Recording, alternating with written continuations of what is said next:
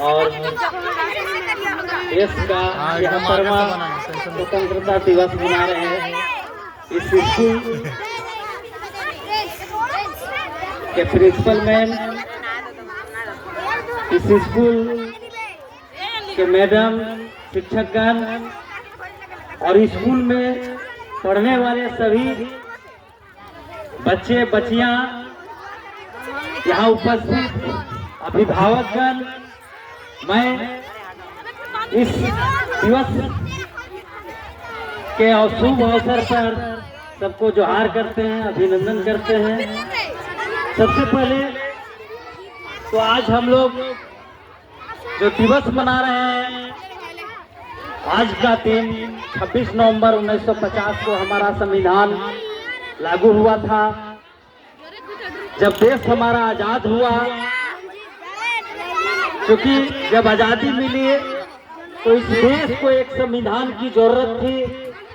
देश को चलाने के लिए, राष्ट्र को चलाने के लिए एक विचार की, संविधान की जरूरत थी, क्योंकि इस देश में सभी जात, सभी धर्म के लोग निवास करते हैं और एक विशाल देश था। उसे चलाने के लिए अच्छा संविधान चाहिए, क्योंकि संविधान हमें बहुत कुछ दिया है। पहले लोग बच्चे बच्चियों पर भेदभाव लोग करते थे, बच्चियों को लोग पढ़ाते नहीं थे। आज संविधान ने हम लोगों को अधिकार दिया है, इस समाज को अधिकार दिया है कि बच्चे बच्चियां का कोई भेदभाव नहीं है, दोनों को समान अधिकार है।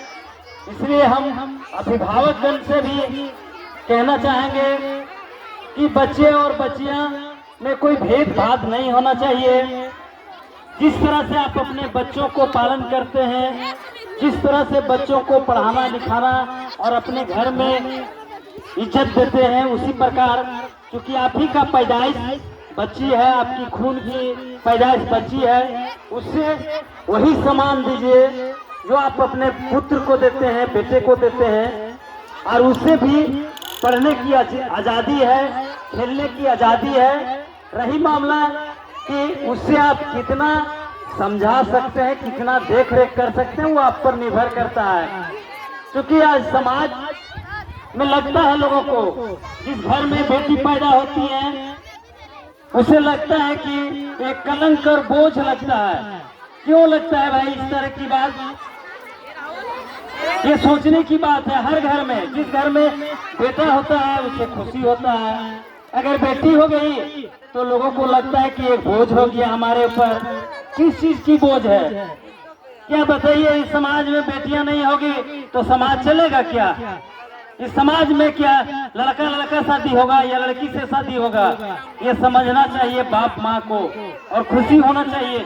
घर की लक्ष्मी होती है बेटी, उसे समझाना चाहिए, पढ़ाना चाहिए। आज समाज में बेटियां आगे बढ़ रही है, नौकरी कर रही है, राजनीति कर रही है, सभी जगह, सभी क्षेत्र में बेटियां आगे बढ़ रही है। और हमारे समाज में लोग बेटियों को, होता क्या है कि 12 से 15 साल अगर उम्र हो गया तो उसका शादी के लिए लड़का ढूंढना ये जरूरी हो जाता है। बाप माँ को एक बोझ समझने लगते हैं।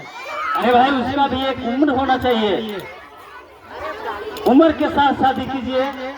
बेटी है तो क्या है, अगर हम दूसरे को दे रहे, किसी की बेटी मैं ला रहा हूँ, जिसकी घर जा रही हूँ, हमारी बेटी तो है, ये समझना चाहिए। हम यही कहेंगे, जबकि ये संविधान दिया है, उन लोगों का अधिकार दिया है, समाज को जीने का अधिकार दिया है, जिसको हम और आप समझ नहीं पा रहे हैं।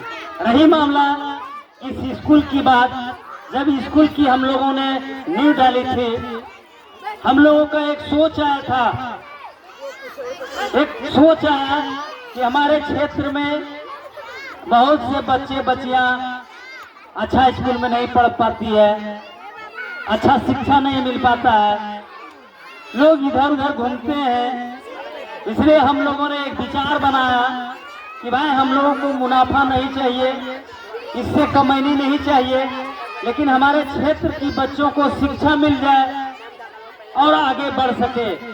आज आप लोगों को देखने को भी मिलता होगा कि इस स्कूल से बहुत से बच्चे आज जाके पीट्स में एडमिशन हो जा रहा है, कंपटीशन में बैठते हैं, पास हो जाते हैं।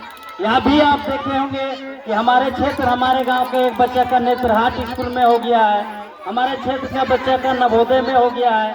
ये किसकी देन है? अभिभावक का भी सोच है, कुछ हम लोग का भी प्रयास है, स्कूल का भी देन है। तो ये स्कूल आप लोगों का देन है, आप लोगों के चलते स्कूल चल रही है।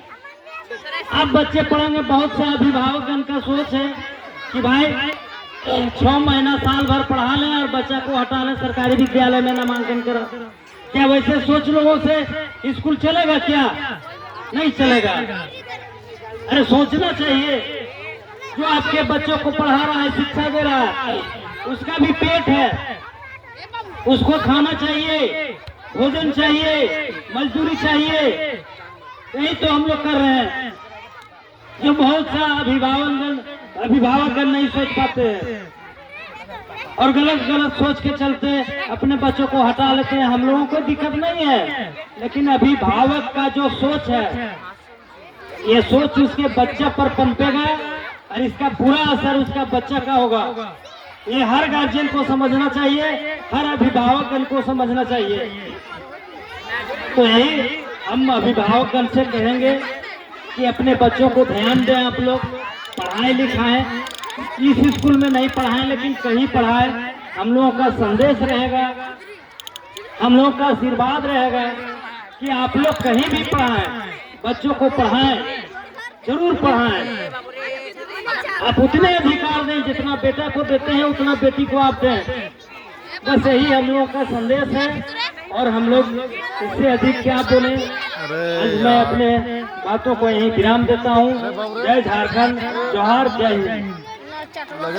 धन्यवाद सुगन भैया, आपका सोच या आपका सपना जो है साकार हो गया, जो आपने इस विद्यालय का नींव रखा और आज हम लोग